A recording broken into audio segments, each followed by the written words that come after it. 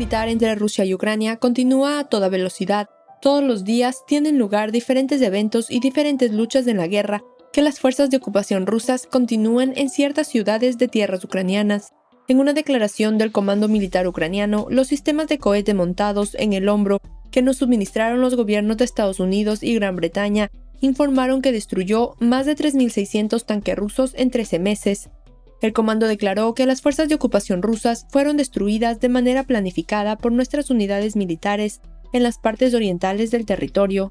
La 36ª Brigada Separada de Infantería de Marina de Ucrania, que apoyó a los fallidos soldados de Azov en la región de Mariupol el mes pasado, hizo declaraciones que tendieron una emboscada al gobierno ruso. Se hizo una declaración de que los tanques de las fuerzas de ocupación rusas fueron destruidos uno por uno por los misiles antitanque Javelin pertenecientes a los Estados Unidos, entregados al gobierno ucraniano, detrás de un pequeño obstáculo antes de que los drones alcanzaran directamente sus objetivos. Durante el tiempo en que los soldados de ocupación rusos no podían entender de dónde venía el ataque, los misiles ucranianos destruyeron una gran cantidad de tanques del gobierno ruso. Las tropas ucranianas informaron que instalaron barricadas para evitar que las fuerzas invasoras rusas se retiraran y huyeran, evitando así que las fuerzas invasoras escaparan.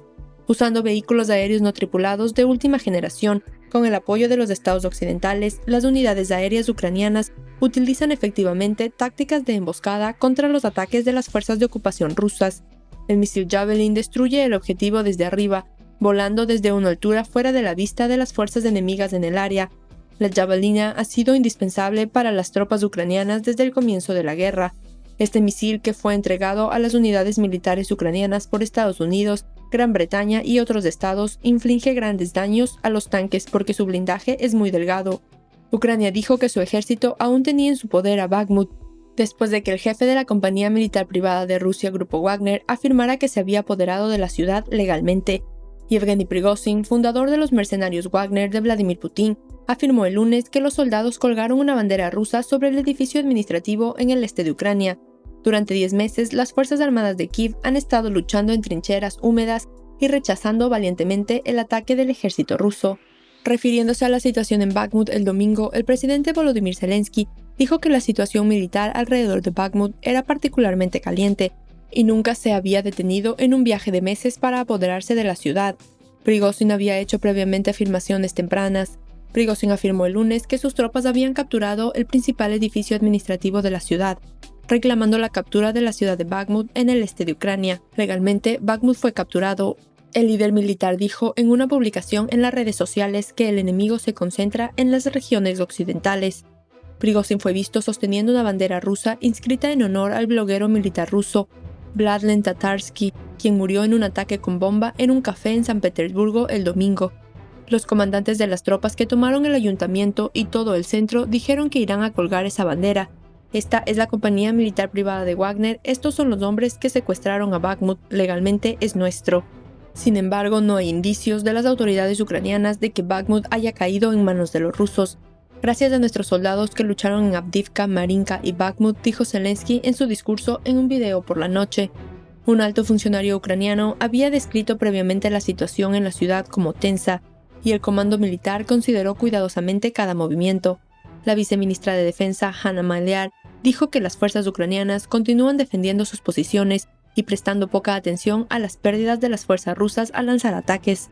La situación en Bakhmut sigue siendo tensa, dijo Maliar, y cada decisión militar y cada paso se sopesan cuidadosamente. Respondemos adecuadamente a la situación actual, teniendo en cuenta todas las circunstancias, tareas y el principio de viabilidad militar. La lucha por Bakhmut es la batalla más larga de la ofensiva de Rusia en Ucrania. Zelensky y los comandantes militares acordaron el mes pasado permanecer en defensa de Bakhmut, y hubo un debate público sobre si era mejor quedarse o adoptar otras posiciones defensivas. Las fuerzas rusas han estado tratando durante meses de sitiar y apoderarse de la ciudad de Bakhmut, que tenía una población de 70.000 habitantes antes de la invasión. El 20 de marzo, Prigozhin afirmó que las unidades de Wagner controlaban el 70% de la ciudad. El destacado analista militar ucraniano Oleg Zhdanov dijo el lunes que los enfrentamientos envolvieron el centro de la ciudad. Las fuerzas ucranianas repelieron 25 ataques de enemigos, pero las fuerzas rusas capturaron la fábrica de metalurgia Azom, que las tropas ucranianas habían estado defendiendo durante días. El enemigo está atacando el centro de la ciudad desde el norte, este y sur, y está tratando de tomar el control total de la ciudad, dijo Zhdanov, quien tiene estrechos vínculos con el ejército ucraniano. Los analistas dicen que el conflicto en Bakhmut recuerda a las batallas más feroces de la Primera Guerra Mundial, cuando los aliados y el Imperio alemán enviaron oleadas de tropas contra las trincheras y ametralladoras de los demás, y perdieron miles de soldados por cada ganancia marginal. Ambos bandos se vieron obligados a luchar durante meses en el barro, a veces hasta el pecho, para avanzar lentamente en campos abiertos bajo un fuego fulminante. Al igual que en las cercanías de Bakhmut, las condiciones eran brutales y la guerra caracterizaba el barro, el caos y la guerra sin sentido a gran escala en el frente occidental. Gran Bretaña, Francia y Bélgica ganaron la guerra, pero cedieron el área al año siguiente sin disparar un solo tiro, a costa de unas 300.000 bajas. Por otro lado, el grupo más perjudicado en la ciudad de Bakhmut es el grupo de mercenarios de soldados Wagner que trabajan para Rusia. El líder de Wagner, Yevgeny Prigozhin, visita a sus miembros. Prigozhin, de 61 años, ha sido visto con frecuencia en el frente últimamente, pero incluso Prigozhin admite que golpearon a Wagner.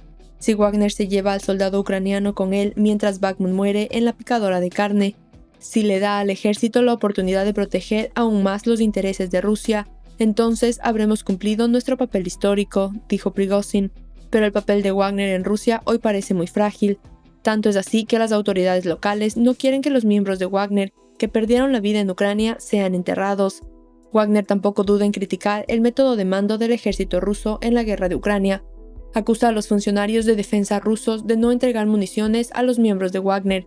Sin embargo, no está claro si Wagner seguirá usando el apoyo del Kremlin y si tiene más influencia en el frente o fuera. Según las últimas informaciones, Prigozhin, líder del grupo de mercenarios Wagner, atacó el café de su propiedad.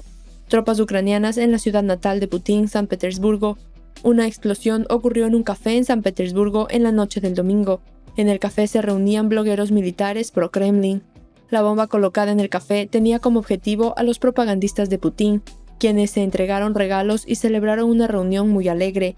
El Ministerio del Interior ruso anunció que el famoso bloguero militar ruso Vladlen Tatarsky murió en la explosión. El expropietario del café atacado el domingo es Yevgeny Prigozhin, jefe del grupo mercenario ruso Wagner, según el comunicado. San Petersburgo es la ciudad natal de Putin y su primer ascenso profesional. Vladlen Tatarsky, cuyo verdadero nombre es Maxim Fomin, fue un ferviente partidario de la guerra de Rusia en Ucrania. Era un orador en el evento realizado en el café cuando explotó la bomba. Hay informes contradictorios sobre el explosivo en la prensa rusa,